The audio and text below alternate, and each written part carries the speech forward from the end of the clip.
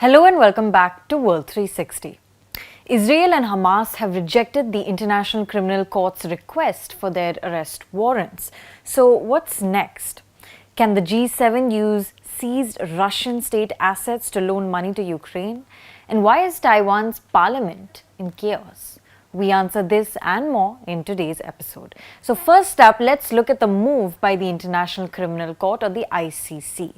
On Monday, ICC prosecutor Karim Khan announced that he had requested the court for the arrest warrants of Israel's Prime Minister and Defense Minister, as well as 3 Hamas leaders for their role in the October 7 attack and the subsequent war in Gaza. The ICC is an international tribunal that sits in The Hague, Netherlands. When warranted, this court tries individuals charged with the gravest crimes of concern. In the past, the ICC has issued arrest warrants for Russian President Vladimir Putin over Russia's invasion of Ukraine and Libyan strongman Muammar Gaddafi. Now, the decision made by the ICC prosecutor Karim Khan has only been introduced in a pre-trial chamber in the court, which usually consists of 3 judges. The request for warrants must be approved by the judges. So what crimes has Hamas and Israel's leaders been accused of? Well, first let's look at who on Hamas's camp have been accused. Yahya Sinwar, Mohammad Diab Ibrahim al-Masri and Ismail Hania, top leaders from Hamas, have been accused of 8 war crimes. Now, Sinwar, the first man I mentioned, is believed to be the architect of the 7th October attacks on Israel and is Hamas's most senior official based in Gaza. Al-Masri is the head of Hamas's military wing, and Hania is the chairman of Hamas's political bureau, which is based in Qatar. As you can see from these bullet points, the ICC has accused these men of murder, taking hostages, torture, cruel treatment, rape, and other acts of sexual violence. Israel's Prime Minister Benjamin Netanyahu and his Defense Minister Yoav Gallant have been accused of starvation of civilians as a method of warfare, intentionally directing attacks against a civilian population, and other grave crimes.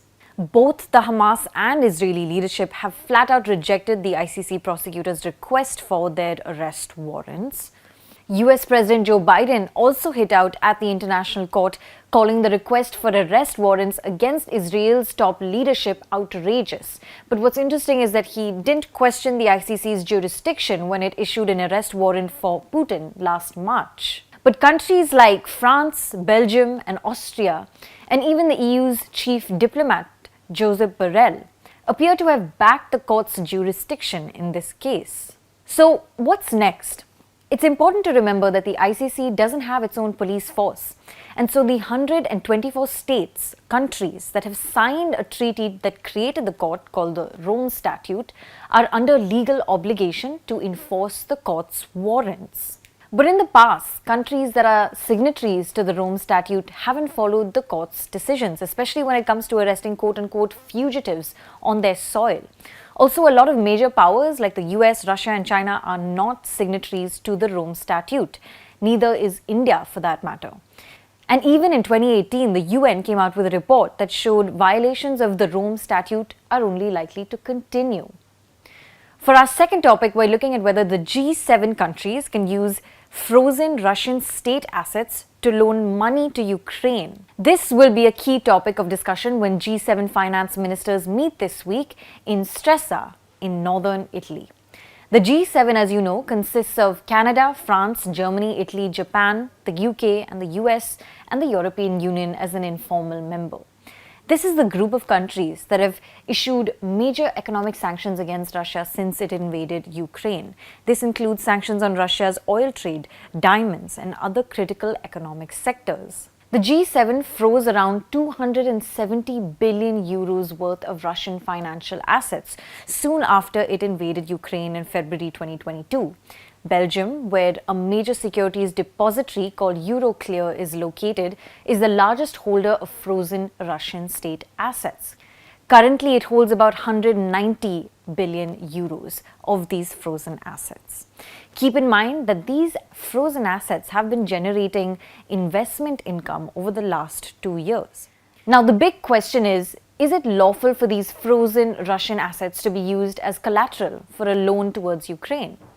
The loan amount being debated for Ukraine is about 30 billion euros. And it seems G7 countries are divided on this issue. Some see this as reparations, while others fear it could set a bad legal precedent or could pose risks to the euro currency. The US is keen to seize the assets in their entirety, and the UK is also backing it on this. But Germany and other European players don't seem too keen. European Central Bank President Christine Lagarde said last month that confiscating Russian assets is something that needs to be looked at very carefully and could start breaking the international legal order. It's also yet to be determined if using an asset as collateral implies ownership of the asset, and if so, does that amount to confiscation? There have also been debates to use the income from the assets and not the assets themselves. Technically, these assets, though frozen, belong to Russia. Can this trigger an international dispute if even the income on these assets are used? It's a complicated question to answer, and one that the G7 finance ministers will surely be scratching their heads over. For our last topic, we're going to look at the recent chaos in Taiwan's parliament. A controversial reform bill caused Taiwanese MPs to tackle and hit each other on the floor of the parliament. And last week, a member of Taiwan's parliament snatched a bill and ran away to prevent it from being passed. All of this came just days before William Lai, the new president of Taiwan, was to take oath. William Lai won the presidential election in January, and in his inauguration speech earlier this week, he called on China to stop its aggression and strive to maintain peace and stability in the Taiwan Strait. As we move forward, my administration will continue using Taiwan's democratic vitality as a force for good to promote national development and deepen international cooperation. In terms of internal affairs, I will value meritocracy and uphold honesty and diligence. Taiwan is a semiconductor or chip hub at the center of the US-China rivalry, and China views Taiwan, this island nation, as part of its own. William Lai took over from former President Tsai Ing-wen, under whom he served as vice president for the past 4 years. And China, meanwhile, has vehemently opposed Taiwan's independence. But while William Lai may be sending messages to adversaries abroad, the chaotic scenes from his own parliament will be his first major domestic challenge as president. What makes things harder for him is that his party, the Democratic Progressive Party or the DPP, lost its majority in the legislature, which means the China-leaning opposition, led by the Kuomintang or the KMT, has the power to pass bills. Look at the distribution of seats in Taiwan's parliament. The DPP, which is William Lai's party, has 51 seats. The KMT, the China-leaning opposition party, has 52 seats. And it's in an alliance with Taiwan's People's Party, which has 8 seats. So the opposition's alliance, which leans towards China, has 60 seats in total. Now, let's look at what led to all these brawls and fighting that we saw in Taiwan's parliament. On Saturday, we saw the first incident where a lawmaker snatched a bill and ran away with it. And this controversial bill wants to give Parliament more power to check the government's actions, including punishing officials who lie in Parliament. This law, if passed, would also require the President to deliver an address to Parliament every year, appear separately to answer questions, and other such reforms. After the bill snatching incident, we saw Taiwanese lawmakers shouting at each other and physically fighting over bills proposed by the opposition. Lawmakers from William Lai's party also staged a protest in Parliament, claiming that the opposition was trying to push through bills without proper consultation. Critics of the bill also say that this is an attempt by the opposition to concentrate power in the legislature under the guise of an anti-corruption law. Thank you so much for watching. This is Pia Krishnankutty for ThePrint.